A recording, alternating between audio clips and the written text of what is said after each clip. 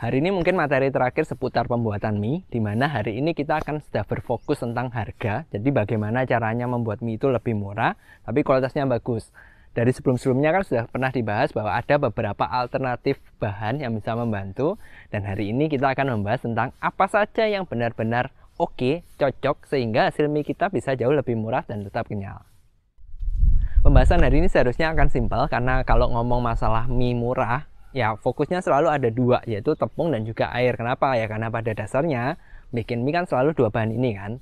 Yang pertama kita bahas dulu tentang air deh. Nah, saya dapati bahwa mayoritas orang-orang itu menggunakan air pada adonan untuk mie itu sekitar 20 hingga 30%. Dimana kalau adonannya 1 kilo, seharusnya jumlah airnya itu sekitar 200 hingga 300 gram. Dari dua bahan yang dipakai, ya biasanya mungkin tiga ya, tepung, air, dan juga bahan tambahan. Hal yang paling murah apa? Selalu air kan? Nah, pertanyaan gini, kalau kita mau membuat mie yang lebih murah, cara paling mudah tentu memperbanyak airnya. Kenapa? Karena satu, air itu lebih murah, dan ketika kita bisa makainya lebih banyak, berarti kan volume adonan kita ini akan lebih besar dong. Semakin besar, berarti harganya semakin rendah, semakin murah. Pertanyaannya sekarang, bagaimana caranya kita bisa menambahkan airnya jumlah banyak, tapi hasil mie-nya ini masih stabil? Nah, kata kuncinya di sana.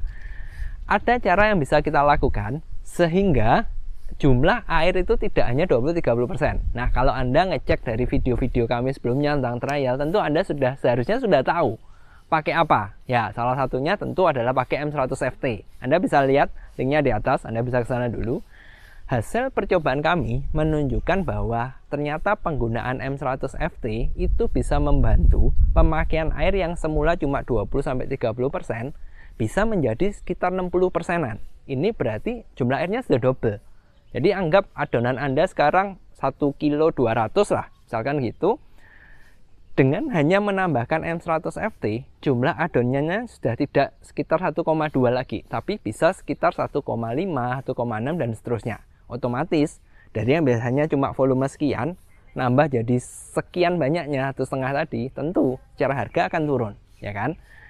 Dan berita bagusnya, dengan menambahkan hal ini, itu hasil mie-nya akan tetap kenyal. Kenapa kok bisa? Kembali, karena jawabannya adalah M100FT itu terbuat dari protein murni, dan kita harus ingat bahwa kenyal itu selalu mengandung protein, sehingga dengan cara menambahkan bahan seperti ini saja, seharusnya itu harga sudah turun, karena volumenya lebih besar, ya kan?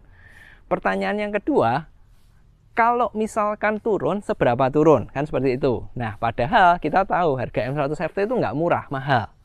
Ini, kita sudah tes, ada perhitungannya, tapi mungkin tidak di video kali ini, karena kami masih menyiapkan satu video final terakhir yang benar-benar resep, jadi sudah resep yang baku. Nanti ada perhitungan harga dan perbandingan dan sebagainya, sehingga Anda bisa bandingkan bahwa ternyata menambahkan bahan tambahan dan menambahkan air dalam jumlah yang banyak, ini cara yang sangat membantu untuk menurunkan harga mie. Jadi itu nanti cuma yang hari ini yang Anda terima dulu lah. Dengan menambahkan M100FT, volume air itu bisa bertambah banyak dan hasilnya bisa lebih murah. Karena kembali kan volumenya lebih banyak, volume minyak. Nah, lalu kalau sudah begitu, yang dikhawatirkan kan kualitas kenyalnya. Nah, kalau kualitasnya kenyalnya jangan khawatir, karena itu tadi M100FT protein dia membantu. Dan berita bagusnya, ketika kita menambahkan bahan seperti ini, jenis tepung yang dipakai, yaitu faktor keduanya, jenis tepung yang dipakai tidak harus tepung yang proteinnya bagus. Nah, banyak orang beranggapan kalau bikin mie yang bagus itu harus menggunakan protein yang tinggi. Semakin tinggi proteinnya maka semakin bagus kan? Itu benar. Problemnya kembali, di harga kan mahal, padahal tujuan kita adalah membuat harga mie ini serendah mungkin.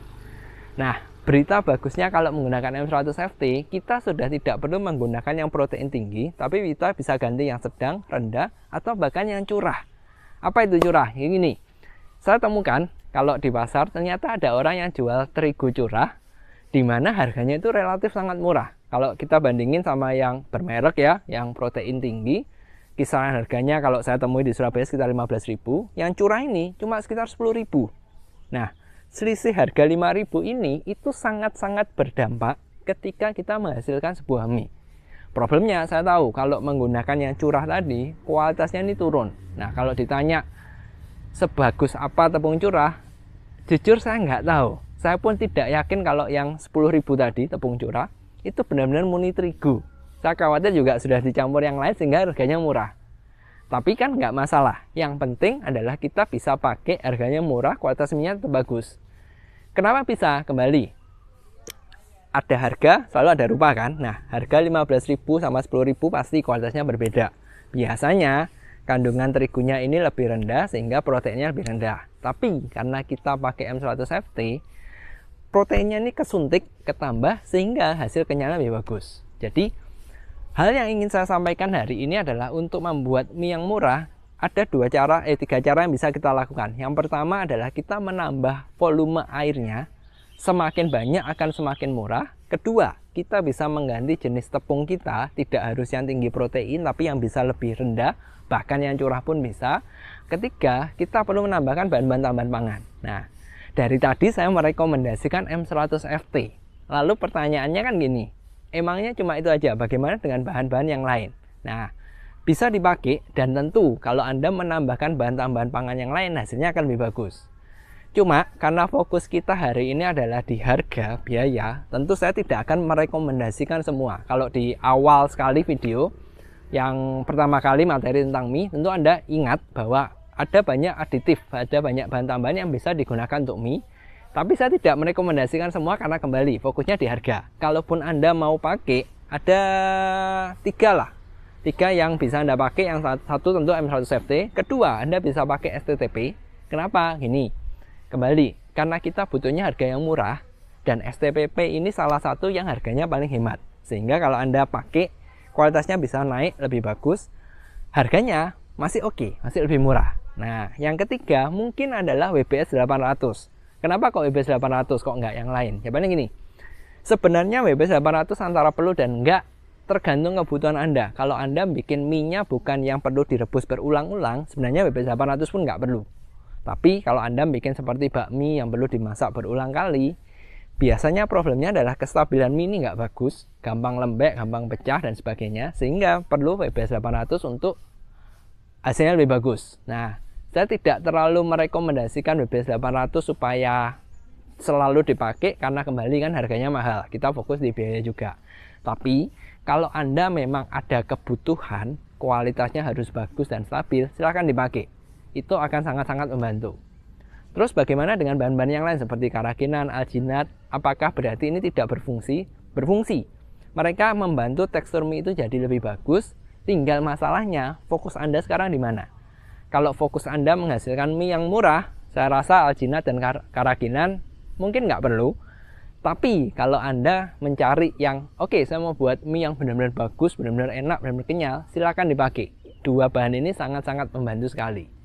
Kalaupun nggak dipakai, apakah hasilnya nggak bisa super kenyal? Bisa. Tinggal Anda gantilah tepungnya pakai yang premium tadi, yang protein tinggi. Airnya sudah ditambahkan M100 FT, STTP, WBS 800, hasilnya juga bagus kok. Nah, jadi pembahasan hari ini simpel.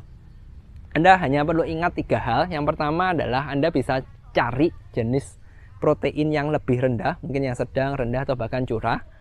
Kedua, Anda bisa menambahkan volume air, jadi bukan cuma 30-20%, tapi Anda bisa double, sehingga volumenya dapat lebih banyak. Dan yang ketiga, kalau Anda menerapkan 2 cara ini, pastikan Anda pakai bahan tambahannya ini tepat. Setidaknya itu tadi, STTP dan M100 FT. Karena kalau Anda hanya menambahkan airnya volume lebih banyak, kualitas tepungnya turun, tapi tidak dibantu bahan tambahan, tentu hasilnya akan lembek.